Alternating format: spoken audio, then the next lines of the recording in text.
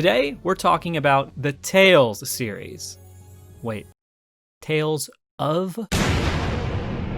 The Tales series is a JRPG series that began in 1995 with the release of Tales of Phantasia on the Super Famicom. Since then, there have been 15 releases in the main series. Obviously, then, this is a series that has developed over time while keeping some core mechanics similar, with little changes here and there. One such core mechanic that seemingly every modern JRPG institutes is the dungeon. Tales dungeons have varied rapidly throughout the years, ranging from complex and lengthy to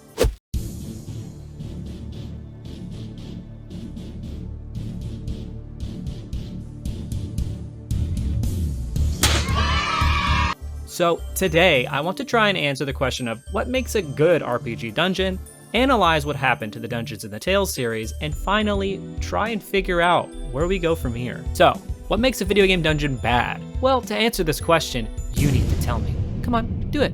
You just think you're so smart, don't you?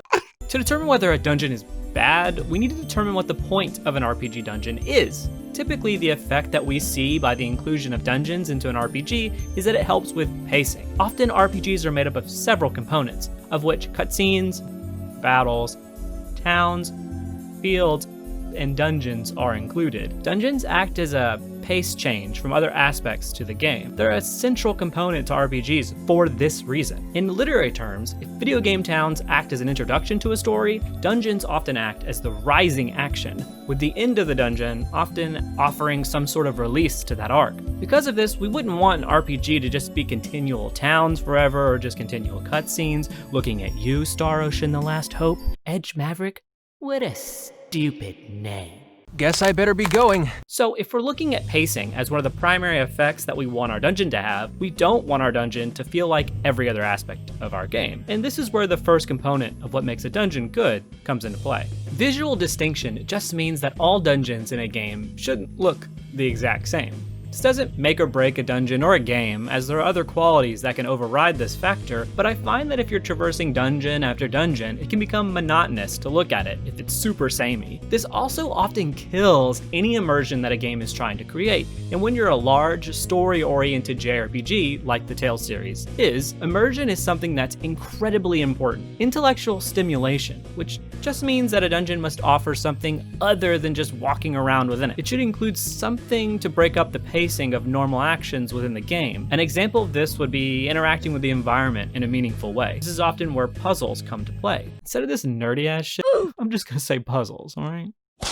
And finally, the dungeon needs to have meaningful paths, meaning it shouldn't just be one path to the end. The reason I consider this part important is because it allows the players to make choices that affect rewards that they will receive. It keeps the players stimulated. Stimulated sounds weird. What I mean is that it plays with the player's large So, with the components out of the way, we can start to analyze the Tales series with these in mind. Obviously, the Tales series has like a bajillion titles, so let's just focus on two eras of Tales games, the GameCube PS2 era and the PS3 era. Now, the GameCube PS2 era really brought Tales to the mainstream in the West with Tales of Symphonia. So let's talk about how that game treats its dungeons.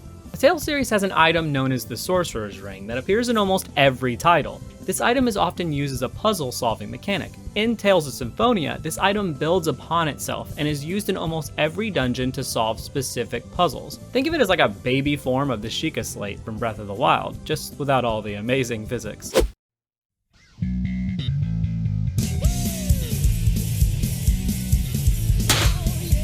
The dungeons in Symphonia often have levels and verticality to them and look visually distinct from one another.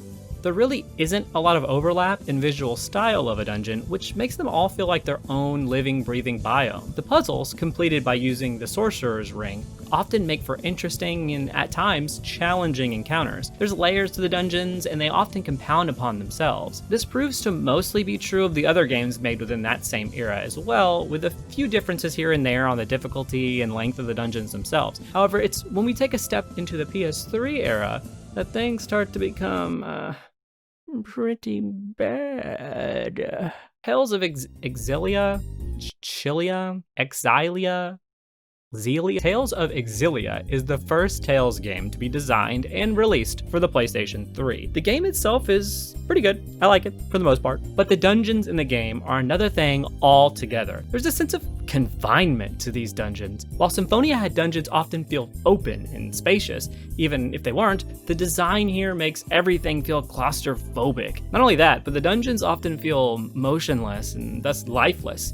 There are enemies scattered throughout, but the dungeons really don't have other moving components or interesting visual elements. There's also a hefty reuse of assets here for these dungeons. Kind of reminds me of like playing an RPG Maker game with just the assets. The puzzles in these dungeons are also, wait, there's no puzzles here. Well, not entirely. There are some dungeons that have things that look like puzzles, but other than that, the dungeons are essentially hallways with locked doors sometimes. The pacing component that was discussed earlier becomes almost non-existent here, making things essentially bleed together with the fields in the game. The only difference being that the dungeons feel more compact and they're more streamlined. There are separate paths, but they don't really offer anything meaningful other than the act of turning your character and walking down the path. There's nothing else in achieving an item other than the time it takes to walk down that path. And from Tales of Exilia on, the dungeons have stayed similarly awful with little variations. Usually I can point to a quality of something bad and still be like, well, that part's pretty good. But I really can't do that here.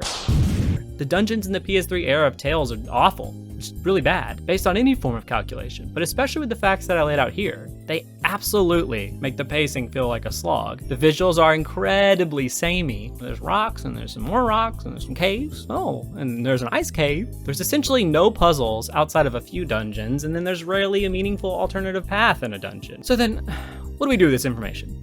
How can they change this for future titles, and will they be able to fix this issue with the upcoming game, Tales of Arise?